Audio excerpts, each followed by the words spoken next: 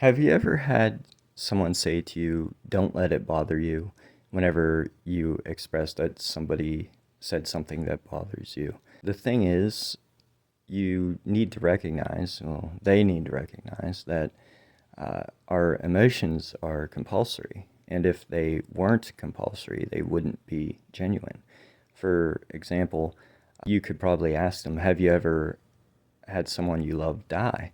And or did you ever have somebody you love something terrible happen to them? And so if somebody dies, the grief you feel, the sadness you feel is compulsory. If it isn't, if you actually have to make a choice whether or not it will make you sad or feel grief, then it's as if they believe there's a switch that has to be turned on or not, which would require us to already be in a neutral state where emotion doesn't exist. And so you hear the news that this person has died, and you're like, oh, I better flip on the sadness switch. And so the emotion becomes a performance. It becomes theatrical. It's just not real. It's not genuine because you had to deliberate, will I flip this switch or not? Will I let it bother me? If it's up to us, then we are basically worse than puppets. We are just like these machines that nothing happens to us. If everything's in our control, then we're basically this numb thing walking around, this emotionless thing that has to select for emotional states. So it turns every emotional state into disingenuous performance. It is the fact that our emotions are not a choice. The fact that they are compulsory, they are imposed on us. This is what makes them genuine. If you have to choose these things, then they're not true. You have these people that say, don't let it bother you, but there's always something that will get to them. There's always something that will, you might have to, it might take a while to find it, but it's there.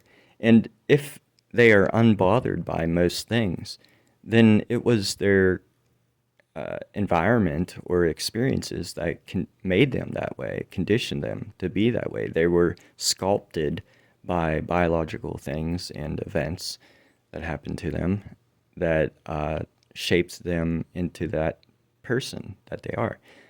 It wasn't, there wasn't just this blank canvas from the beginning.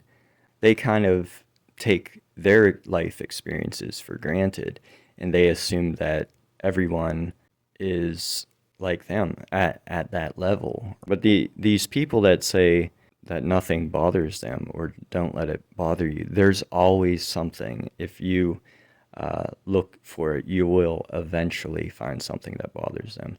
And for most people, it's when somebody dies, or if someone they love dies, and then somebody comes along and says, that day that they died, says something very ignorant about the person that died, there will most likely be an emotional response, and it probably will be negative.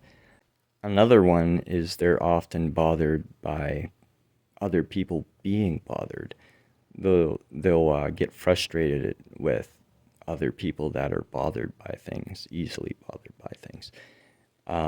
This frustration with other people being bothered by things will cause them to maybe they'll make a social media post or something because, well, what's behind that social media post? It's the fact that they're something is motivating them to to announce this thing.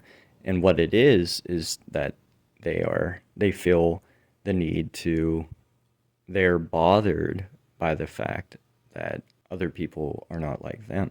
I'm not trying to justify people going into rage or whatever if something bothers them. It's just that we need to recognize that if somebody reacts that way, it's because they haven't yet been molded by certain events or experiences that will condition them, sculpt them into a person that isn't so reactionary. And so they will hopefully encounter those experiences. Or if they don't, something terrible might happen to them or to somebody else, which will have consequences for that person, for both of those people. So we see that all the time. Uh, so we shouldn't take for granted the fact that certain experiences have molded us into calmer people, less reactionary.